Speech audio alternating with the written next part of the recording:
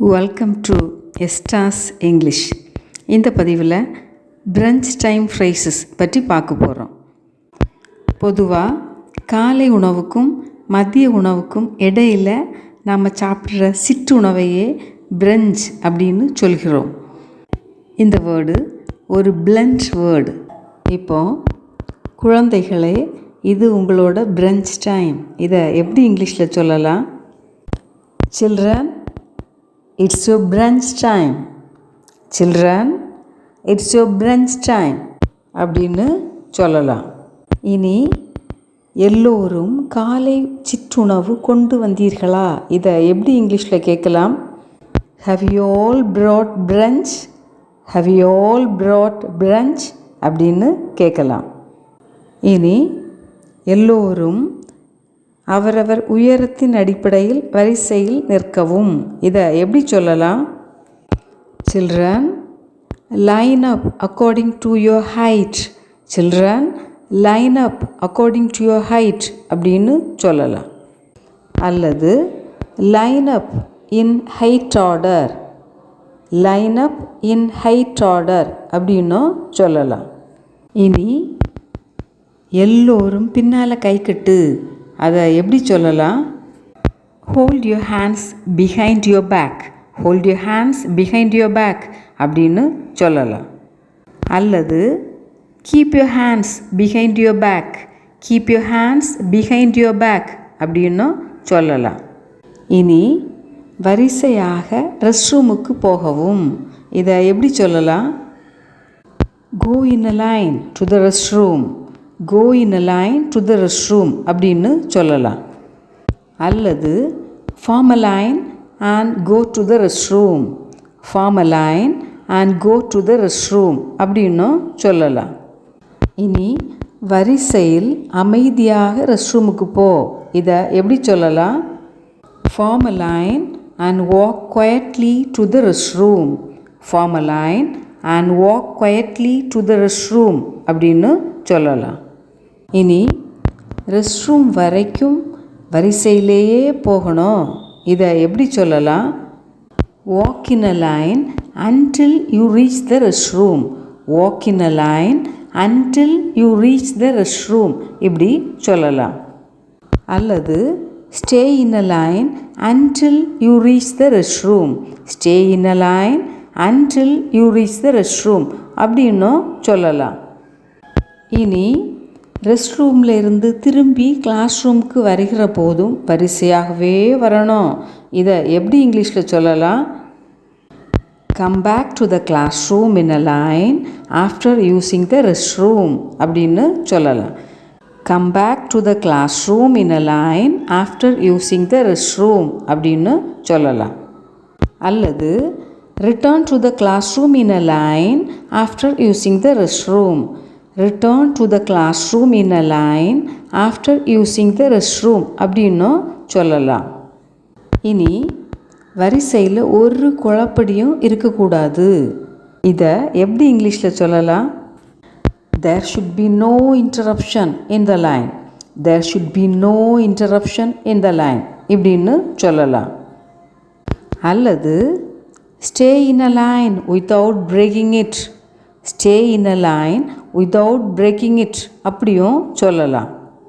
இனி ஒரே லைனாக வராமல் அந்த லைனில் குழம்பி வந்தது யாரெல்லாம் அப்படின்னு எப்படி இங்கிலீஷில் கேட்கலாம்? Who all have interrupted the line? Who all have interrupted the line அப்படின்னு கேட்கலாம். இனி வரிசையில் யாரும் யாரையும் தள்ளிவிடக்கூடாது. இதை எப்படி இங்கிலீஷில் சொல்லலாம்? There should be no pushing or cutting in the line. There should be no pushing or cutting in the line அப்படின்னு சொல்லலாம். இனி எல்லோரும் ரெஸ்ட் ரூம் போயிட்டு வந்து விட்டீர்களா? இதை எப்படி கேட்கலாம்? Has everyone gone to the restroom and returned? Has everyone gone to the restroom and returned அப்படின்னு கேட்கலாம். அல்லது is everyone done with the restroom? Is everyone done with the restroom இப்படி கூட கேட்கலாம். இனி வரிசையில் யாரும் ஓடக்கூடாது. இதை எப்படி இங்கிலீஷில் சொல்லலாம்? Walk in a line, don't run. Walk in a line, don't run. அல்லது no running in the line, no running in the line இப்படின்னும் சொல்லலாம். இனி குழந்தைகளே, உங்களோட பிரஞ்சை எடுத்துக்கொண்டு காரிடாருக்கு வாங்க. இதை எப்படி இங்கிலீஷில் சொல்லலாம்? Children, take your branch and come to the corridor. Children, take your branch and come to the corridor அப்படின்னு சொல்லலாம். அல்லது all of you take your branch and come to corridor. All of you take your branch and come to corridor அப்படின்னும் சொல்லலாம். Corridor என்பது நடைபாதை அல்லது தாழ்வாரம் என்று பொருள்படும். இனி நீ பிரஞ்சுக்கு என்ன கொண்டு வந்திருக்கிறாய்? இதை எப்படி இங்கிலீஷில் கேட்கலாம்? What have you brought for brunch? What have you brought for brunch அப்படின்னும் கேட்கலாம். இனி மேம், நான் ஃப்ரூட் சாலட் கொண்டு வந்தேன். இதை எப்படி சொல்லலாம்? I brought fruit salad ma'am. I brought fruit salad ma'am அப்படின்னு சொல்லலாம். She brought apple juice ma'am. She brought apple juice ma'am அப்படின்னு சொல்லலாம்.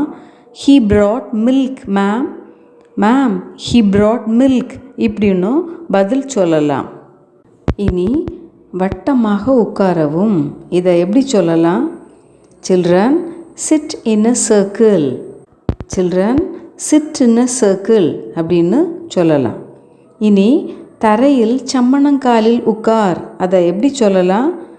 Sit cross-legged on the floor. Chit cross-legged on the floor அப்படின்னு சொல்லலாம். இனி சாப்பிடும்போது பேசக்கூடாது. அதை இங்கிலீஷில் எப்படி சொல்லலாம்? Don't talk while eating. Don't talk while eating அப்படின்னு சொல்லலாம். சாப்பிடும்போது அவசரப்படக்கூடாது. அதை எப்படி சொல்லலாம்? Don't rush while eating. Don't rush while eating அப்படின்னு சொல்லலாம். இனி சாப்பிடும்போது ஒழுங்காக உட்கார வேண்டும். இதை எப்படி சொல்லலாம்? Sit properly while eating. Sit properly while eating. இனி சாப்பிடும்போது அடுத்தவர்களுக்கு இடையூறு தரக்கூடாது. இதை எப்படி சொல்லலாம்? Don't interrupt others when they are eating. Don't interrupt others when they are eating அப்படின்னு சொல்லலாம். இனி சாப்பிடும்போது சத்தம் போடக்கூடாது. இதை எப்படி சொல்லலாம்? Don't make noise while eating. Don't make noise while eating இப்படி சொல்லலாம். இனி சத்தமாக சாப்பிடாத. இதை எப்படி சொல்லலாம்? Don't eat noisily. Don't eat noisily இப்படின்னு சொல்லலாம்.